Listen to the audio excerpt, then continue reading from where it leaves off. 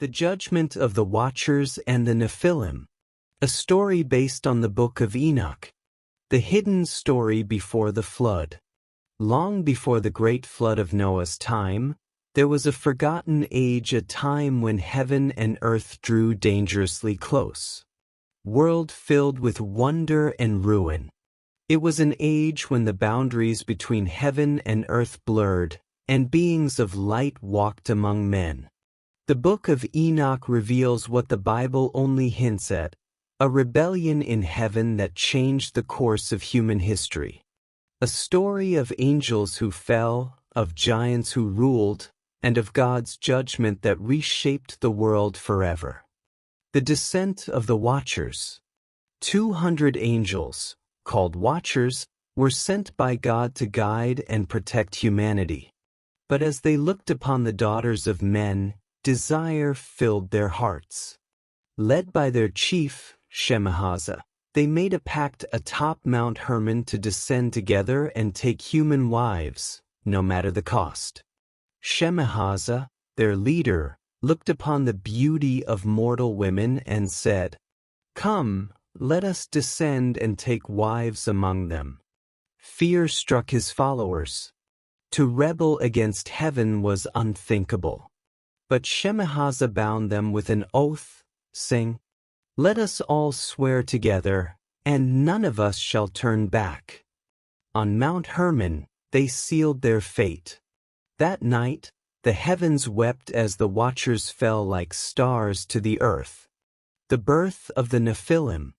From these forbidden unions came the Nephilim, giants of incredible strength and intellect.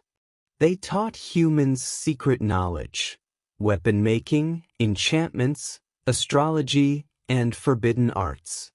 What began as fascination turned to horror. The Nephilim devoured the earth's resources and then turned on humankind, spreading violence and bloodshed. The Nephilim grew beyond measure, towering beings who devoured beasts, crops, and even men. The world trembled beneath their feet. Villages burned, rivers ran red, and the cries of the innocent reached the heavens. The Watchers had twisted creation itself, and the balance of the world was shattered. The cry of the earth. As chaos consumed the world, the earth itself cried out to heaven. The souls of the innocent pleaded for justice. Humanity was enslaved by the very beings meant to guide them, and corruption spread to every corner of creation. The archangels looked down in horror. Michael, the protector of Israel, turned to God and said, "O Lord, see what the Watchers have done. They have defiled the earth and corrupted mankind." The souls of men, crying from the ground, demanded justice. Even the earth groaned under the weight of corruption. God's response: the council in heaven. God heard the cries and summoned his archangels, Michael, Raphael, Gabriel, and Uriel. He declared judgment against the Watchers. To Uriel, he said, "Warn Noah of the coming destruction, for the flood waters shall cleanse the earth." To Raphael, he commanded, "Bind Azazel, for he taught mankind the weapons of war." To Gabriel and Michael, he said, "Destroy the Nephilim and cast down the Watchers into the abyss." God, seated on his throne of fire and light, spoke with a voice that shook creation. "Enough! My spirit shall not dwell with man forever, for they are corrupt. The end of all flesh has come before me." He summoned the archangels and gave each a command. To Uriel, he said, "Warn Noah, for the flood waters will wash away the corruption." To Raphael, "Bind Azazel hand and foot and cast him into the desert abyss." To Gabriel, "Set the giants one against another, that they may destroy themselves." To Michael, "Bind Shemhaza and his hosts beneath the hills of the earth until the day of judgment." The punishment of the Watchers. The mighty watchers trembled as God's decree came forth. They begged Enoch, a righteous man who walked with God, to intercede for them. Enoch carried their petition to heaven, but the answer was final: there would be no mercy. The watchers were to be bound in the valleys of the earth, chained in darkness until the day of judgment. Their leader, Shemihaza, fell in despair, watching his children the Nephilim slaughter one another as punishment for their sins. Deep beneath the earth, in the valleys of eternal darkness, the watchers remain bound. Their eyes still see, their minds still burn with regret. Shemihaza and his brethren await the final day, when God will judge both angels and men. Their punishment serves as a warning: even celestial beings are not beyond divine law. Deep beneath the earth, in the valleys of eternal darkness, the watchers remain bound.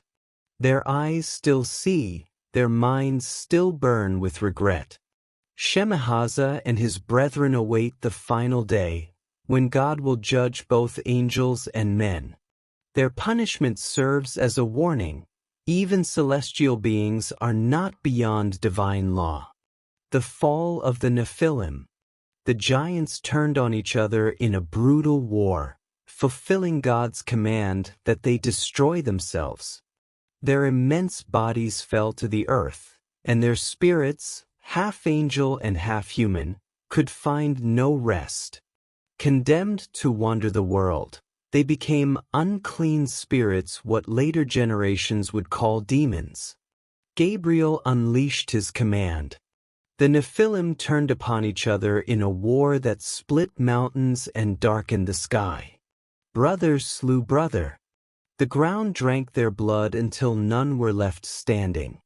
Their vast bodies fell silent, and from their slain forms rose wandering spirits, the restless souls of the Nephilim, cursed to roam the earth as demons. The great flood, the cleansing of the earth. Once the Nephilim were gone, the heavens opened. Rain fell for 40 days and 40 nights. The waters washed away the corruption that had plagued creation. Only Noah and his family, pure in their generations, were spared to begin anew. And then came the rain. For 40 days and 40 nights, the heavens opened. Water fell like judgment from above, and fountains burst from the depths below. Mountains disappeared beneath the waves. The watchers, bound in chains, watched helplessly as their creations were washed away. Only Noah, pure in his generations, found favor with God and survived to rebuild the world. Aftermath. The spirits that remain. Even after the flood, the spirits of the Nephilim remained on earth, restless and bitter. According to Enoch, they would torment humanity until the final judgment, invisible yet ever-present, causing temptation, fear, and strife among mankind. Yet even after the flood, the spirits of the Nephilim remained. They were no longer flesh but shadows, unseen forces of chaos and temptation. The Book of Enoch calls them evil spirits upon the earth. They wander still, whispering to mankind, drawing hearts toward the same pride and rebellion that doomed their fathers. Enoch's legacy and the final warning. Enoch was taken up by God, spared from death, and shown the secrets of heaven.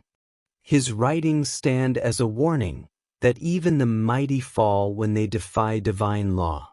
The story of the Watchers reminds us that corruption often begins with curiosity, and that power without obedience leads only to destruction. He was shown the secrets of the heavens, the movement of the stars, the destiny of souls, and the final judgment to come. His writings tell of a day when the Son of Man will return with 10,000 holy ones to execute justice upon the earth.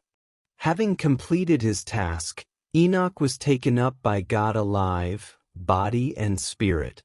He was shown the secrets of the heavens, the movement of the stars, the destiny of souls, and the final judgment to come. His writings tell of a day when the Son of Man will return with 10,000 holy ones to execute justice upon the earth. Final reflection: the lesson of the Watchers.